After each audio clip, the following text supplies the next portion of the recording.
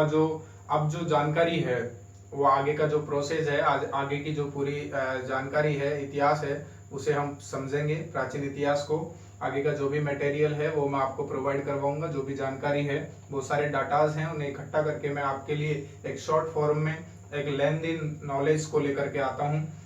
तो अगर आपको क्लास अच्छी लगती है तो बराबर आप कॉर्पोरेट करते रहें और साथ देते रहें। तो इस प्रकार से हम आगे बढ़ते हैं आज की क्लास में। और दोस्तों, जैसा कि आपको ध्यान होगा कि लॉकडाउन का दौर है, तो इस दौर के समय में आपको अपनी तैयारी पूरी तरह से परफेक्ट रखनी है, तैयारी करनी है अच्छी तरह से, क्योंकि इसके बाद में आपको टाइम नहीं मिलेगा, क्योंकि भर्तियां बहुत सारी होंगी और उस टाइम पे अगर आप यूँ सोचोगे कि स्टडी हो जाएगी तो वो स्टडी नहीं हो पाएगी। इस वजह से आप अभी स्टडी करेंगे तो ज़्यादा बेटर गेम करोगे। ठीक है, तो हम प्राचीन इतिहास से संबंधित कुछ जानकारियाँ जो आज की क्लास में हम शामिल करने जा रहे हैं।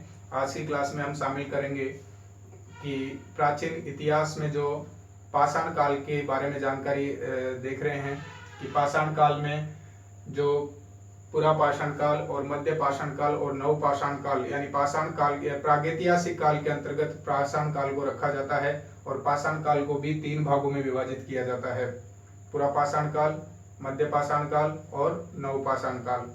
तो हमने कल की क्लास में देखा था कि सन 1820 में जर्गेनस थॉमसन थे, उन्होंने इसे सबसे पहले पाषाण काल को प्रागैतिहासिक काल को भी उन्होंने 3 भागों में डिवाइड किया था। उन्होंने कहा था कि जो प्रागैतिहासिक काल है, इस पूरे टाइम पीरियड को हम यूं कह सकते हैं कि यह एक पाषाण काल या कांसे के आधार पर, यानी जो कांसे धातु है उसको संबंधित, यानी उस धातु से संबंधित जो भी समय पीरियड रहा है उसे उन्होंने कांस्य युग का नाम दिया। लोहे धातु से संबंधित पीरियड रहा उसे लोह युग का नाम दिया। इस प्रकार जर्गेनस थॉमसन ने जो प्रयास किया वो पाषाण काल को यानी प्रागैतिहासिक काल को उन्होंने 3 डिवाइडेशन में हमारे सामने प्रस्तुत किया। उन्होंने कहा कि पाषाण काल और कांस्य काल यानी कांस्य युग और लोह युग, ये 3 भाग हैं जो प्रागैतिहासिक काल के अंदर पाषाण काल को हम विभाजित करके देख सकते हैं।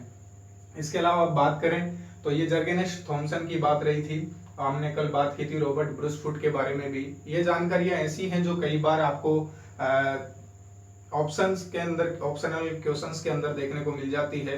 इस वजह से दोस्तों आपको ये चीज ध्यान रखनी है, बहुत ज्यादा ध्यान रखनी है कि जो एक एक लाइन जो मैं बोल रहा हूँ वो सारी लाइनें आपकी बुकलेट के अंदर आपको मिल जाएंगी। सारे क्वेश्चन से रिलेटेड लाइनें हैं, कहीं भी एक भी लाइन बाहर नहीं जा रही है।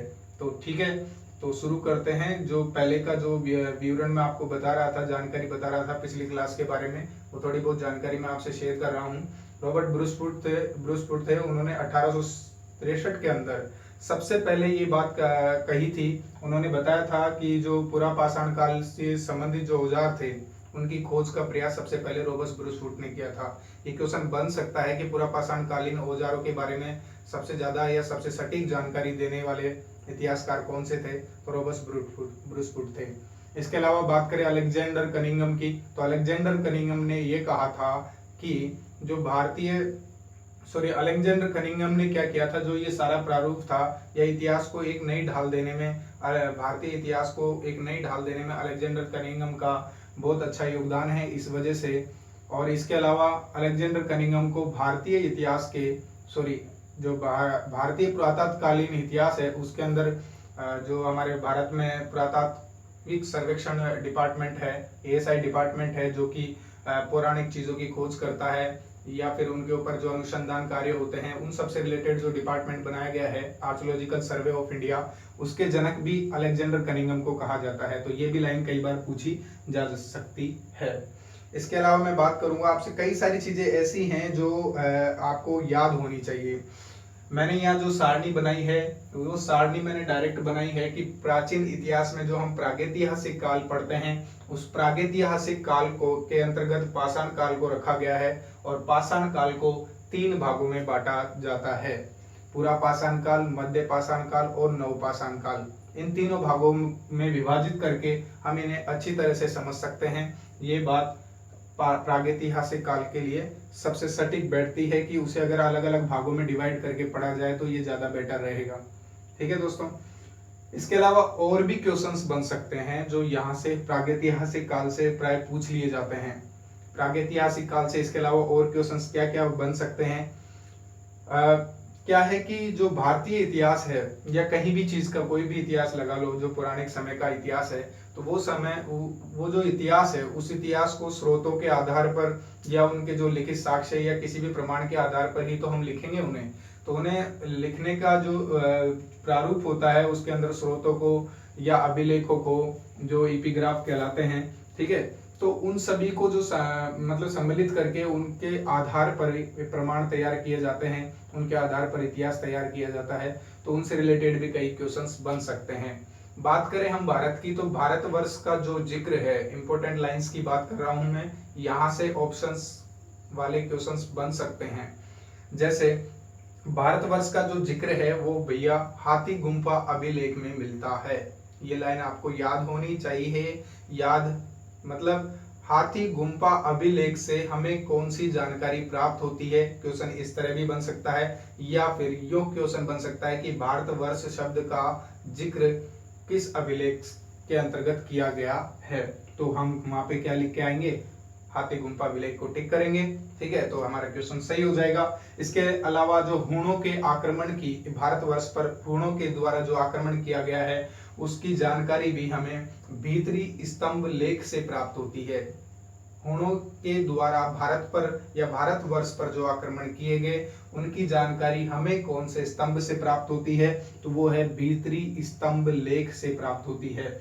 इसके अलावा बात करें तो कई क्वेश्चन ये भी बन सकते हैं कि प्रागैतिहासिक काल के दौर में कहीं ना कहीं सती प्रथा थी या नहीं थी, या सामाजिक व्यवस्था थी या नहीं थी। तो सामाजिक व्यवस्था देखो, प्रागैतिहासिक काल के उत्तर प्रागैतिहासिक काल में कहीं ना कहीं ये थोड़ी बहुत उपजी होगी ये प्रथा समाज के अंदर, क्योंकि उस टाइम पर समाज डेवलप होने शुरू हो गए थे।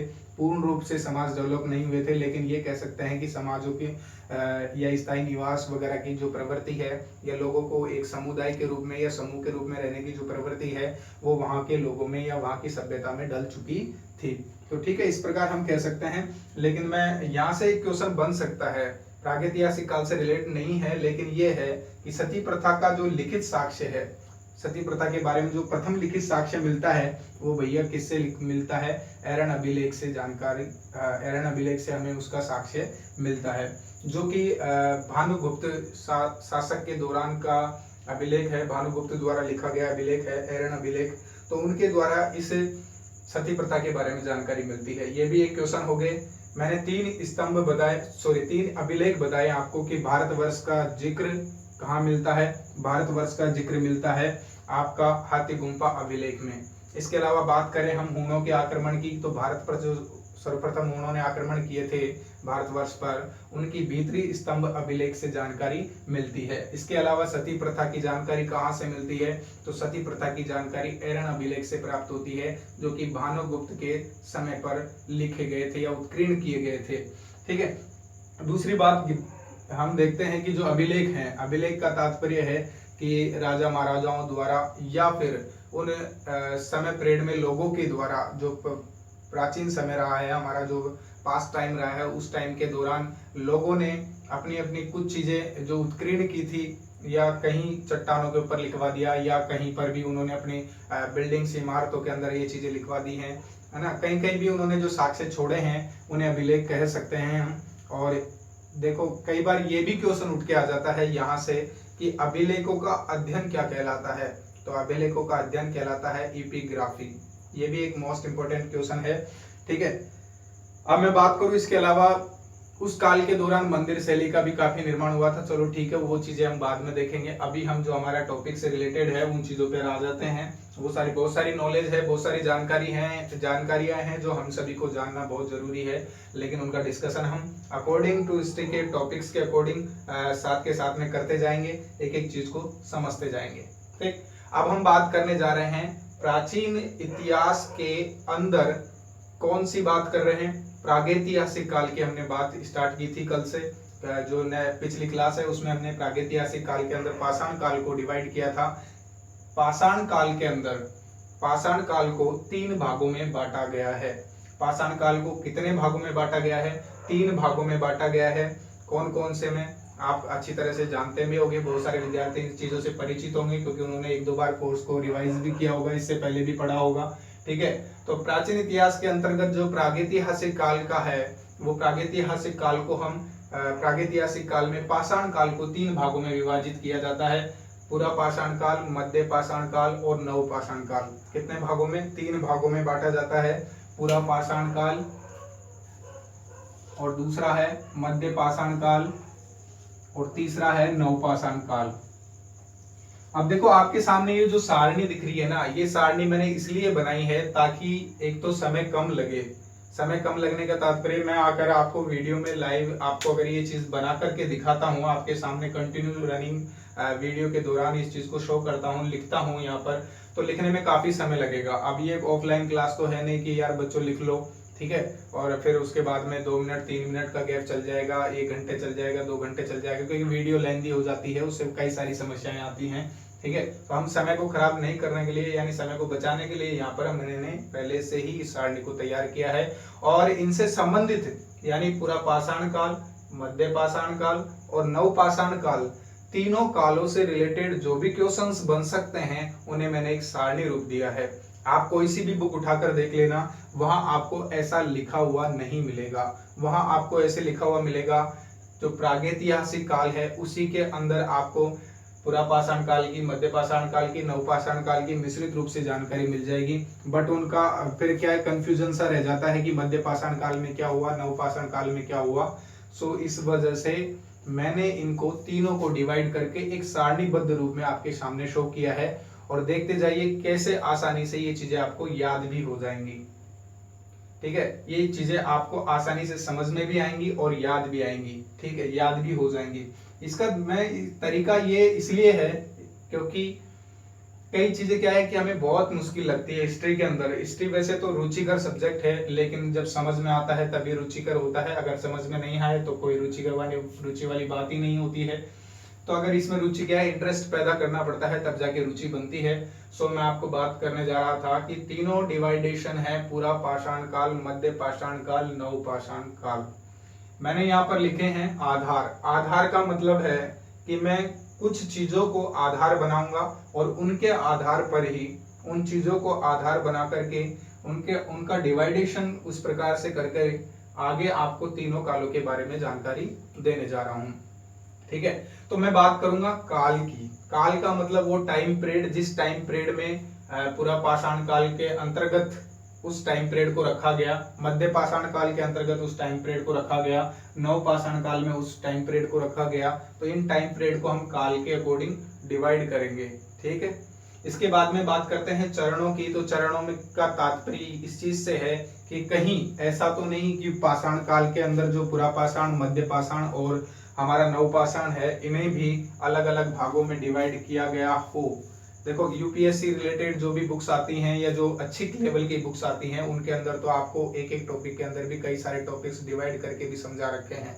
तो वो सारी चीजें अगर हम उनको मोटे तौर पे भी पकड़ लेंगे तो हम उसकी गहराई तक भी जा सकते हैं, उसकी तह तक भी जा सकते हैं। इस वजह से मैंने इनको थोड़ा बहुत इस तरह से शो किया है। ठीक है, चरण भी हम समझ जाएंगे। आगे लक्षणों की बात करेंगे कि जो पूरा पाषाण काल है, पूरा पाषाण काल के दौरान क्या क्या लक्षण थे लोगों के। ठीक, लोग क्या करते थे, किस तरह से अपने पेट पूजा करते थे, यानी है ना, कौन सी प्रथा प्रचलित थी या कौन से कार्य प्रणाली के द्वारा वो अपना मतलब है ना अपना जीवन का गुजारा किया करते थे। मध्य पाषाण काल में क्या था, नव पाषाण काल में आते आते किस तरह से परिवर्तन आए, तो उन चीजों को हम देखेंगे लक्षणों के अंदर। इसके अलावा बात करें औजारों की, तो औजारों का भी कई बार बहुत सारे ऑप्शन वाले क्वेश्चन आपको मिल जाएंगे। एवरी एग्जाम की बात तो छोड़ो, कहीं ना कहीं क्या आपको जैसे रेलवे की एग्जाम ले लो आप, या फिर एसएससी की एग्जाम ले लो, या यूपीएससी की एग्जाम ले लो, या पीसीएस किसी भी स्टेट लेवल की एग्जाम ले लो, या कहीं पर भी ले लो, वहां पर कहीं ना कहीं अगर प्राचीन इतिहास से कोई क्वेश्चन पूछा जाएगा तो यहाँ से भैया इस सारणी में से एक क्वेश्चन तो 101% आएगा। क्योंकि ये क्वेश्चन मैंने आपको लग नहीं रहा है कि सारणी से कहीं ना कहीं आएगा, लेकिन मैं अब आपका सामने जो इसका वर्णन करूंगा ना, तो उससे समझ में आएगा कि यार ये क्वेश्चन तो हाँ सर बन सकता है, यहाँ से बिल्कुल बनेगा। और आप चाहे तो मैंने पहले भी कहा है इस बात को कि आप चाहे तो अपनी ऑप्शनल वाली कोई सी भी बुक उठाकर देख सकते हैं। अगर क्वेश्चन एक भी क्वेश्चन यहाँ से छूट रहा हो तो ये वादा है मैं आपको पढ़ाना ही छोड़ दूंगा। सीधी सी बात है, खैर इतनी बड़ी बात तो नहीं करनी चाहिए, लेकिन ठीक है। लेकिन मैं कह रहा हूं कि यहाँ से लगभग लगभग आपके 99% यानी 100% ही मानो 100% क्वेश्चंस बन जाएंगे यूपीएससी लेवल तक के।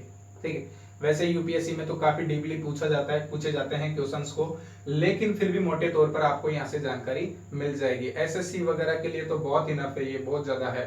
रेलवे वगैरह के लिए बहुत अच्छी नॉलेज है। ठीक है, बात करें औजारों की, तो औजार कौन से काल में कौन से औजारों की खोज हो चुकी थी, किसका औजार का प्रयोग किया जाता था, ये चीजें देखेंगे। स्थलों में कहां से कौन से स्थल से कौन से औजार के बारे में जानकारी मिलती है, किन साक्ष्यों के किन परमाणुओं के बारे में जानकारी मिलती है, उन सब चीजों को हम देखेंगे स्थलों के अंदर। ठीक है, जो महत्वपूर्ण स्थल हैं उन्हीं को जानकारी मैं दे रहा हूं। महत्वपूर्ण स्थल से तात्पर्य है जो अब तक की किसी भी एग्जाम के अंदर पूछे गए हैं या आगे किसी एग्जाम में पूछे जाने की संभावना है, या उनका जो कि चर्चा का विषय कई बार बने रहते हैं, तो उन चीजों को मैं देख रहा हूं।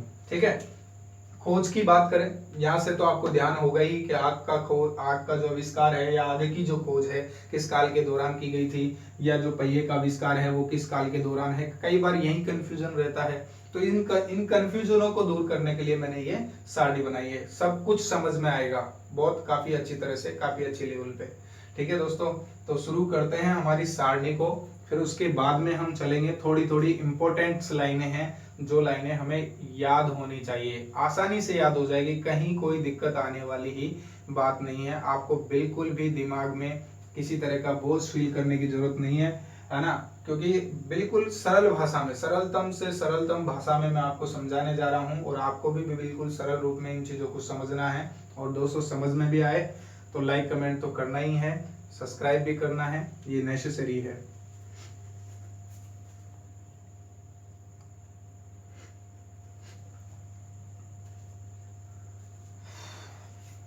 तो देखो, अब हम सारणी की बात करने जा रहे हैं।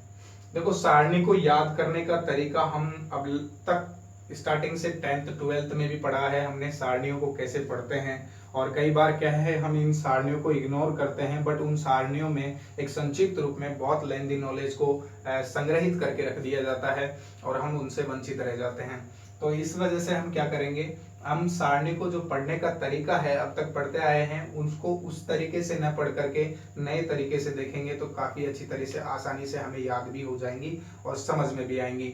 और देखो दोस्तों, पढ़ना जरूरी नहीं है कि आप कितने घंटे पढ़ो, पर जरूरी ये बात है कि आपको समझ में कितना आता है, ये बहुत ज्यादा जरूरी है। ऐसा नहीं है कि यार एग्जाम रिलेटेड 5 क्वेश्चन पूछे जाएंगे, 5 ही क्वेश्चन याद करने हैं, रटने हैं इनको, ऐसा नहीं है। अगर वहां पर जो क्वेश्चंस बनते हैं आजकल एग्जाम के अंदर, वो आपकी समझ से रिलेटेड क्वेश्चन बनते हैं, आपकी क्वेश्चन विषय अनुभव के आधार पर क्वेश्चन पूछे जाते हैं। इस वजह से आपको थोड़ा सा चीजों को रिलेट करके पढ़ना चाहिए।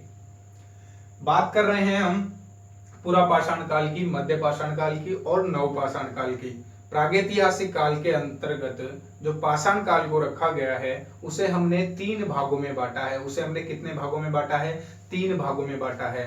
3 भागों में से पूरा पाषाण काल, मध्य पाषाण काल और नव पाषाण काल।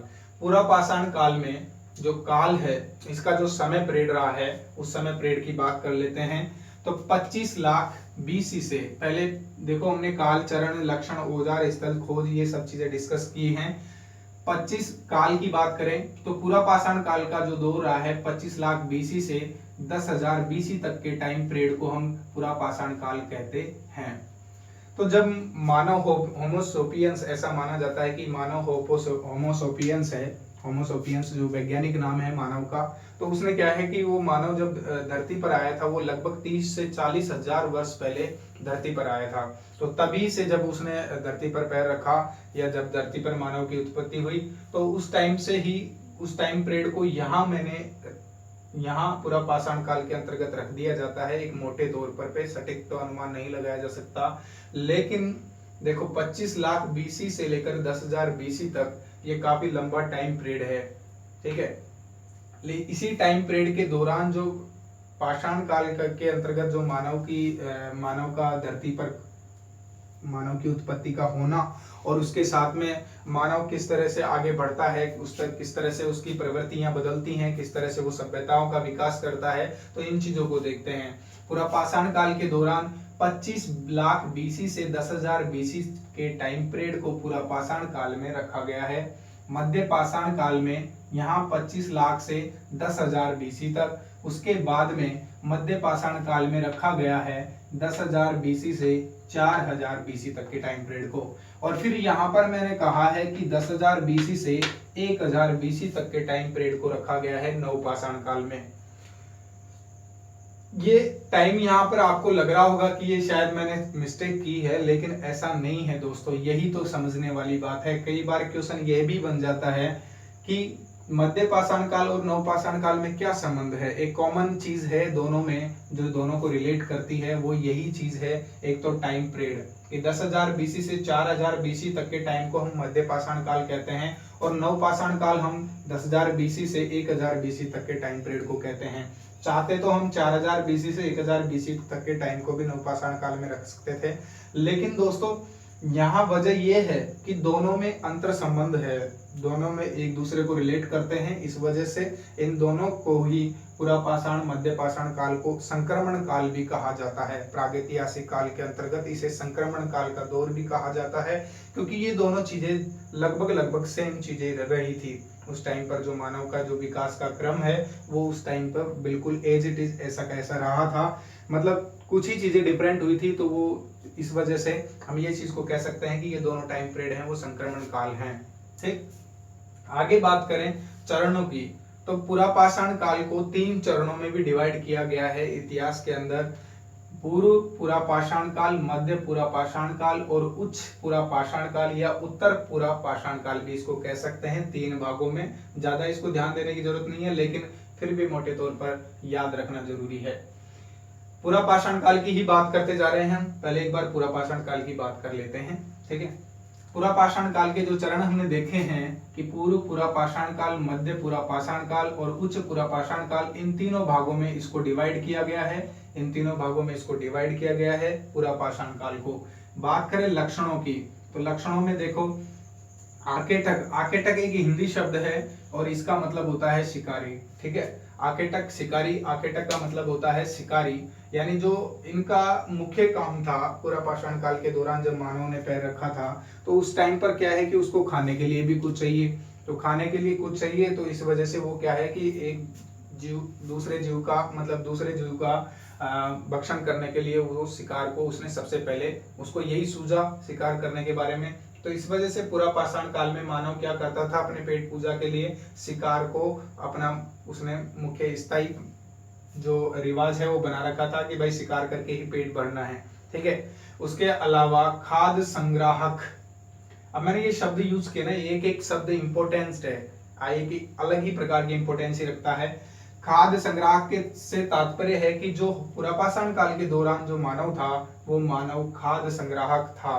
खाद्य संग्राहक से तात्पर्य है जैसे आज हम एक साल भर का पूरा महीने भर का जो हमारा घर के अंदर जो राशन सामग्री रख लेते हैं, उसी तरह से उस समय पर भी साल भर के लिए तो नहीं, लेकिन जैसे जैसे लोग जैसे जैसे मानव को समझ में आने लगा, तो मानव ने उस टाइम पीरियड में भी क्या है कि खाने के सामानों को या जीवों को, जैसे वो शिकार करके जो भी मार करके लाते थे, उन्हें खाने के लिए वो 2-2, 3-3 दिन ये पेट भर जाता था, तो उसके बाद में भी 2-2, 3-3 दिन, 4-4, 5-5, 10-10 दिन के लिए रख देते थे, उसी को खाते थे। तो वो खाद्य संग्रह की जो प्रवृत्ति है वो पूरा पाषाण काल के मानव में भी थी।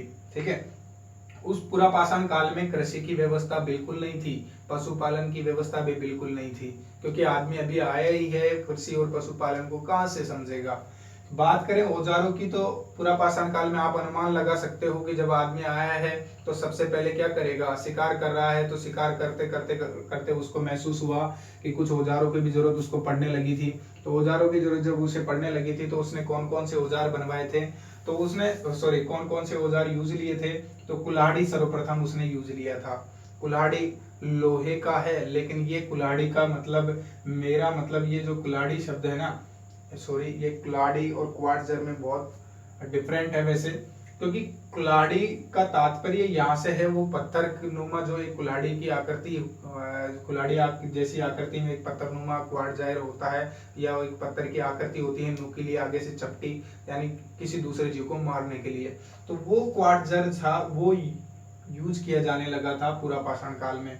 सल्क ब्लेड है, सल्क ब्लेड का भी तात्पर्य यही है कि वही नुकीले पत्थर जिनको यूज करते थे वो शिकार के दौरान। ठीक है। स्थलों की बात करें तो अतिरंपकम, अतिरंपकम एक स्थान है, एक स्थल है जो कि तमिलनाडु में पड़ता है। यहाँ से हमें पूरा पाषाण काल के दौरान जो कुल्हाड़ी यूज की गई थी या जो क्वार्ट जायर यूज किए गए थे उनके बारे में जानकारी मिलती है। सबसे इंपॉर्टेंट क्वेश्चन यही बनता है एक तो पहले नंबर का कि जो कुल्हाड़ी के जो साक्ष्य हैं वो कहाँ से प्राप्त हुए थे सर्वप्रथम। तो अतिरंपकम ये तमिलनाडु का स्थान है जहां से हमें कुल्हाड़ी के साक्ष्य सबसे पहले प्राप्त हुए। उसके बाद में बात करें हथनोरा की जो कि एमपी में पड़ता है, तो हथनोरा से हमें मानव खोपड़ी की जानकारी मिलती है। सबसे पहले मानव खोपड़ी के प्राचीनतम साक्ष्य हथनोरा एमपी के क्षेत्र से मिले हैं। भीमबेटका एमपी में पड़ता है जहाँ पे नर्मदा घाटी है, बिल्कुल आप परिचित होंगे। तो वहां से क्या है कि जो चित्रकारी के भी साक्ष्य मिले हैं, पूरा पाषाण काल के दौरान जो चित्रकारियां हुई थी तो उसके भी साक्ष्य हमें भीमबेटका से मिलते हैं। मिर्जापुर क्षेत्र से भी तीनों कालों के औजारों की जानकारी मिलती है। खोज की बात करें तो पूरा पाषाण काल के दौरान जो खोज हुई थी वो आग की खोज हो चुकी थी। क्वेश्चन यही पूछा जाता है, कंफ्यूज यही होते हैं लोग कि भाई आग की खोज कौन से काल में हुई थी। तो आदमी आएगा, आते ही आग कैसे खोज लेगा, तो यह फिर कंफ्यूजन वाली स्थिति उत्पन्न हो जाती है। तो इस वजह से ध्यान रखना है भैया कि पूरा पाषाण काल के दौरान आग की खोज हो गई थी। ठीक है, आग की खोज कर ली गई थी, लेकिन आग को यूज कैसे करना है या आग को क्या काम आती है इस चीज के बारे में उन्हें पता नहीं था। बट ये जरूर पता था कि ये जो पतंगे या जो चिंगारियां उठती है ये चीजें हैं। ठीक है, नाम भी नहीं दिया गया था बट इस चीज से परिचित थे पूरा पाषाण काल के दौरान लोग। ठीक है, बात करें मध्य पाषाण काल की, तो मध्य पाषाण काल में जो टाइम पीरियड रखा गया है वो 10,000 बीसी से लेकर के 4,000 बीसी तक के टाइम पीरियड को मध्य पाषाण काल के अंतर्गत रखा जाता है। और इसके साथ में पशुपालन की शुरुआत मध्य पाषाण काल में हो चुकी थी। पशुपालन की शुरुआत मध्य पाषाण काल में हो चुकी थी। ठीक है, और सबसे पहले जो मानव ने पालतू जानवर बनाया था वो किसे बनाया था? कुत्ते को सबसे पहले पालतू जानवर बनाया था। और ये मध्य पाषाण काल की घटना को सुनिश्चित करता है। मध्य पाषाण काल की घटना के दौरान ही ये सुनिश्चित हमें साक्ष्य मिलता है कि मानव ने सबसे पहले कुत्ते को ही अपना मतलब क्या बनाया था? पालतू जानवर बनाया था। बात करें तो यहाँ पर औजारों की, मध्य पाषाण काल के दौरान जो औजार यूज लिए जाते थे वो सूक्ष्म माइक्रोलिम पत्थर के जो स्फटिक पत्थर होते हैं उन्हें प्रस्तर जो बोलते हैं, जिनको मतलब वही छोटे छोटे पत्थर जो हम गिलोलों में यूज निशाने साधने के अंतर्गत वो छोटे छोटे कंकर से भी, मतलब कहने का मतलब है कि आदमी जब आया होगा धरती पर मध्य पाषाण काल के दौरान जब टाइम पीरियड में, उस टाइम पीरियड में क्या है कि एक तो बड़े पत्थर को फेंक करके किसी जीव के ऊपर मारना और एक छोटे से पत्थर को मारना। कहने का मतलब ये था कि एक बड़ा पत्थर ज्यादा दूर तक नहीं जा सकता था, लेकिन एक माइक्रोलिम सूक्ष्म आकार के जो प्रस्तर स्फटिक होते थे वो बहुत दूर तक फेंके जा सकते थे। उनसे दूर से भी किसी जानवर के ऊपर हमला किया जा सकता था। तो ठीक है ना, तो इस वजह से ये चीजों की खोज कहाँ हो चुकी थी? मध्य पाषाण काल के दौरान भी माइक्रोलिम सूक्ष्म पत्थर के औजार खोज लिए गए थे।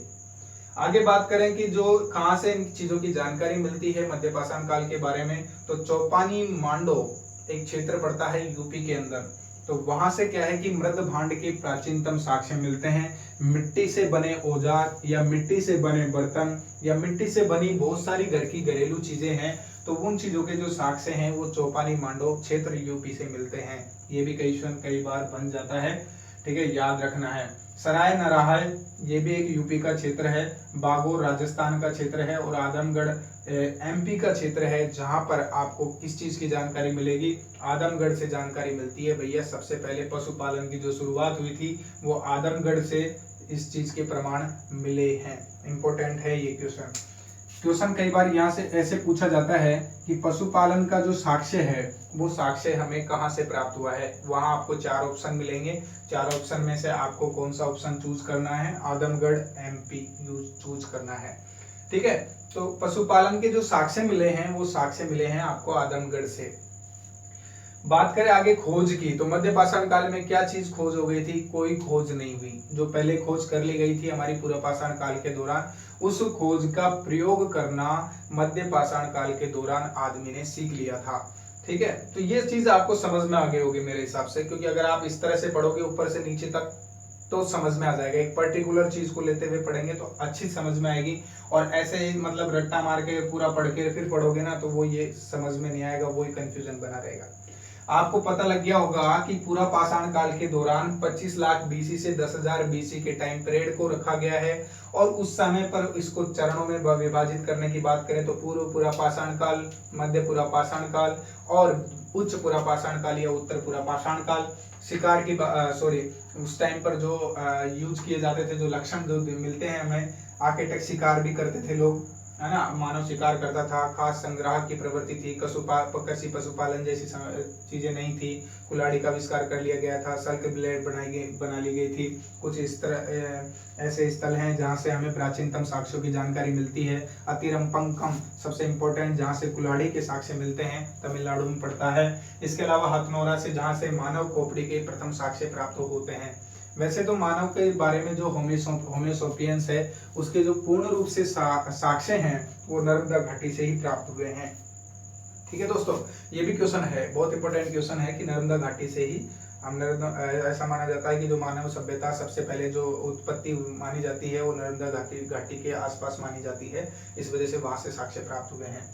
आग का आविष्कार कर लिया गया था पूरा पाषाण काल में। मध्य पाषाण काल में 10,000 बीसी से लेकर के 4,000 बीसी तक के टाइम पीरियड को वहां पर कोई डिवाइडेशन नहीं किया गया। पशुपालन की शुरुआत हो चुकी थी मध्य पाषाण काल में। माइक्रोलिम छोटे छोटे पत्थरों का यूज किया करते थे शिकार करने के लिए, ताकि वो और दूरी पर पत्थरों को फेंक करके शिकार को दूर से ही यूज कर सकें। चौपानी, मांडो, सराय, नराय जैसे क्षेत्र हैं, बागोर, आदमगढ़ जैसे क्षेत्र। ठीक है, आदमगढ़ एमपी का क्षेत्र है जहां से किस चीज की जानकारी मिलती है आपको? पशुपालन का प्रथम साक्ष्य आदमगढ़ एमपी के क्षेत्र से मिलता है। ये मध्य पाषाण काल की घटना है जिसमें आग के प्रयोग को सीख लिया गया था मानव द्वारा। बात करें नवपाषाण काल की, तो नवपाषाण काल is important according to your exam, है ना, तो आपकी एग्जाम के अनुसार ये बहुत इंपॉर्टेंट है। कई बार अधिकतर टाइम पर यह देखा गया है कि जो क्वेश्चंस बनते हैं वो आपके क्वेश्चन कहां से बनते हैं? वो आपके क्वेश्चन बनते हैं हमेशा और हमेशा नवपाषाण काल से ही देखे गए हैं अधिकतर टाइम पर। कभी कभार ही पूरा पाषाण या मध्य पाषाण से क्वेश्चन पूछे जाते हैं। मध्य पाषाण से भी कई बार नहीं पूछे गए हैं। मध्य पाषाण से सिर्फ ये क्वेश्चन पूछे गए हैं कि मानव ने सबसे पहले किस जानवर को पालतू बनाया? कुत्ते को पालतू बनाया। इसके अलावा पशुपालन के साक्ष्य कहां से मिलते हैं? यही दो ही क्वेश्चन रिपीट हुए हैं मध्य पाषाण काल से। लेकिन नवपाषाण काल की बात करते हैं जो एग्जाम के अकॉर्डिंग हमारा इंपॉर्टेंट टॉपिक है। नवपाषाण काल को टाइम पीरियड को रखा गया है 10,000 बीसी से लेकर के 1,000 बीसी तक के समय को नवपाषाण काल कहते हैं। याद रहे, 10,000 बीसी से लेकर के 1,000 बीसी तक। वैसे तो पूरे इतिहास में जो प्राचीन इतिहास है उसके अंदर डेट्स इतनी इंपॉर्टेंट नहीं है, लेकिन कुछ डेट्स हैं जो शुरुआत की हैं और कुछ चीजों की स्थापना से रिलेटेड है। तो उन चीजों को मोटे तौर पे याद रखना जरूरी है। वैसे तो वो सटीक नहीं हो सकती। हम कैसे कह सकते हैं कि 4 जनवरी 25 लाख बीसी में ये चीजें हुई थी, ठीक है ना, तो ये चीजें हम कह नहीं सकते, स्पष्ट रूप से इस चीज का अनुमान नहीं लगा सकते। इस वजह से डेट्स के वगैरह से ज्यादा क्वेश्चन पूछे भी नहीं जाते हैं, याद भी नहीं करना है। 10,000 बीसी से लेकर 1,000 बीसी तक के टाइम को नवपाषाण काल में रखा गया है। आगे लिखा है कि मध्य पाषाण काल और नवपाषाण काल को संक्रमण काल की परिभाषा दी जाती है या संक्रमण काल कहा जाता है।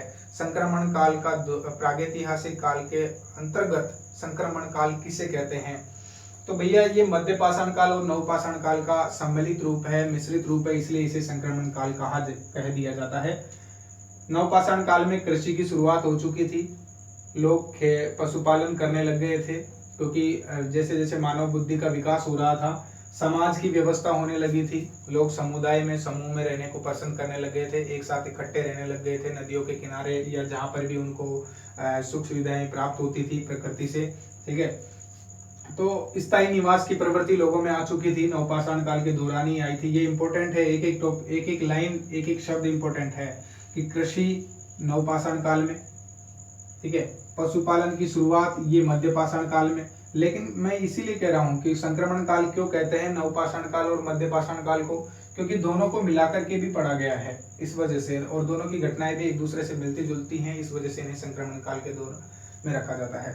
समाज की व्यवस्था होने लगी थी धीरे धीरे, समुदाय में लोग कबीलों में रहने लगे थे, स्थायी निवास की प्रवृत्ति लोगों में पनप गई थी।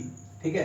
इसके अलावा जो औजार थे वो नवपाषाण काल के दौरान आते आते आते जो कोलाड़ियां वगैरह पत्थरों से जो औजार उन्होंने बनाए, उसके बाद में वो स्लेट के बने पत्थर यूज करने लगे थे।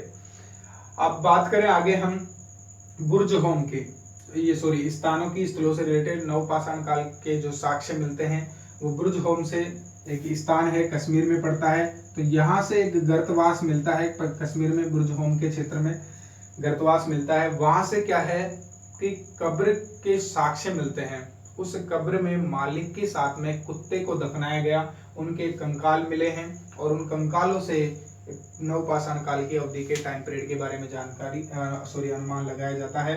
इसके अलावा कोलडी हवा एक क्षेत्र है, एक स्थल है जहां से किस चीज के साक्ष्य मिलते हैं, ये यूपी में पड़ता है। चावल के प्राचीनतम साक्ष्य कोल्डी हवा क्षेत्र से मिलते हैं, चावल के प्राचीनतम साक्ष्य कोल्डी हवा क्षेत्र से मिलते हैं, जो कि हमारा यूपी में पड़ता है। ये ध्यान रखना, ये इम्पोर्टेंट है कि कोल्डी हवा से चावल के प्राचीनतम साक्ष्य मिलते हैं। चिरौंड बिहार का क्षेत्र है, यहाँ से भी नवपाषाण काल की अवधि के बारे में या उस टाइम पीरियड के मानव के बारे में जानकारी मिलती है। नवपाषाण काल के दौरान पहिए का आविष्कार कर लिया गया था, नवपाषाण काल के दौरान पहिए का आविष्कार हो चुका था, ये भी एक इम्पोर्टेंट लाइन है। ठीक है। कृषि बिल्कुल, पशुपालन, समाज विकास होने लगे थे, समाज से संबंधित जो उपकरण है या समाज के लिए जो काम आने वाली चीजें हैं, उन चीजों का धीरे धीरे विकास क्रम बढ़ता जा रहा था, यानी विकास होने लग गए थे। तो ठीक है, ये हमारा प्रागैतिहासिक काल के अंदर पूरा पाषाण काल रहा। अब दोस्तों देखो, आप इसमें कहाँ कुछ चीजें कठिन लगी आपको, कुछ भी कठिन नहीं है। ये इंपॉर्टेंट स्थल थे जो हमने पढ़ लिए, जो एग्जाम में कई बार पूछे जाते हैं। ये चीजें खोज से संबंधित थी जो एग्जाम में देखने को मिलती है। ये आपको कहीं पर भी देख लेना, कोई भी ऑप्शनल वाली किताब उठाकर देखना, उसमें अगर आपको नहीं मिले, एक इसको पढ़ने के बाद में आप किसी भी किताब से क्वेश्चन बनाना स्टार्ट कीजिएगा, सारे के सारे क्वेश्चन बन जाएंगे, और एक भी क्वेश्चन ऐसा नहीं रहेगा जो इससे रिलेट ना करता हो। है एवरी क्वेश्चन का आंसर इन चीजों में से ही है, बस बशर्ते आपको समझने की कमी है। अगर आप समझ जाएंगे, समझ कर पढ़ेंगे साथ साथ में, तो काफी अच्छा समझ में भी आएगा और आपको सरल भी लगेगी। ठीक है। इसके अलावा जो स्पेशल जानकारियां हैं मैं कुछ और दे देता हूं, जो कि वैसे सिंधु घाटी सभ्यता के दौरान मैं आपको बताऊंगा एक एक चीज करके, कि सबसे जो प्राचीन नगर माना जाता है, सबसे प्राचीन नगर जिसे माना जाता है उसे मैं कहाँ लिखूं, मैं इसको मिटा देता हूं दोस्तों, और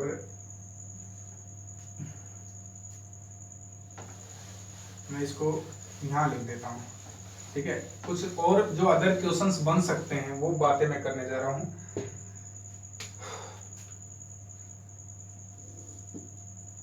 सबसे प्राचीन नगर की बात करें तो सबसे जो प्राचीन नगर है, ये वैसे ही मैं ऑप्शनल क्वेश्चन बता रहा हूं जो पूछ सकते हैं, आपसे पूछे भी गए हैं इससे पहले की एग्जाम्स के अंदर। सबसे प्राचीन नगर मोहनजोदड़ो को माना जाता है। किसको माना जाता है? मोहनजोदड़ो बलूचिस्तान पाकिस्तान में है। ठीक है। तो मोहनजोदड़ो को सबसे प्राचीन नगर माना जाता है। ये आपको शब्द मिलेगा सिंधु घाटी सभ्यता में, वहां विस्तार से पढ़ेंगे। इसके अलावा इनाम गांव की बात करें, ये शब्द भी आप कई बार हिस्ट्री में देखते हैं, प्राचीन हिस्ट्री में, एंशिएंट हिस्ट्री में। तो इनाम गांव है, इनाम गांव है, इस शब्द का मतलब क्या है कि ये एक बस्ती का नाम है जो कि प्राचीन काल की, या यूं कहें कि जो ताम्र पाषाण काल है, ताम्र पाषाण काल यानी तांबे का प्रयोग जब पाषाण काल के दौरान किया गया, उस युग को ताम्र पाषाण युग कहते हैं या ताम्र पाषाण काल कहते हैं। तो उस ताम्र पाषाण काल के दौरान जो सबसे बड़ी बस्ती थी, वो बस्ती कौन सी थी? इनाम गांव थी। सबसे बड़ी क्या थी? बस्तियों में इनाम गांव को गिना जाता है। तो उस टाइम पे सबसे बड़ी बस्ती इनाम गांव थी। ये शब्द भी कई बार आपको देखने को मिल जाता है। और जो मैंने बात बताई इसके अलावा कि जो मनुष्य संबंधी जो प्रथम साक्ष्य हैं, होमोसोपियन संबंधी प्रथम साक्ष्य हैं, वो आपको नर्मदा वैली से मिलते हैं, नर्मदा घाटी से मिलते हैं। ठीक है, इसके अलावा पल्लावरम नामक शब्द से भी आपके क्वेश्चन पूछे जा सकते हैं। ये पल्लावरम एक साउथ के अंदर एक स्थल है, एक क्षेत्र है, जहां से पल्लावरम से आपको भारतीय पुरा पाषाण काल से संबंधित कलाकृतियों के बारे में जानकारी या इनके साक्ष्य की जानकारी मिलती है। यानी भारतीय पुरा पाषाण काल से रिलेटेड जो जानकारी है वो कहाँ से मिलती है, कलाकृति से संबंधित जानकारी वो पल्लावरम नामक स्थल से मिलती है। ठीक है दोस्तों, तो ये चीज आपको ये थोड़ी ही अलग थी, इस वजह से मैंने आपको बता दिए हैं और ये सारणी आपको समझ में आ गई होगी। और आगे देखते हैं, जो भी चीज है वो नेक्स्ट क्लास में देखेंगे। अब हमारा मेन जो इतिहास है वो अब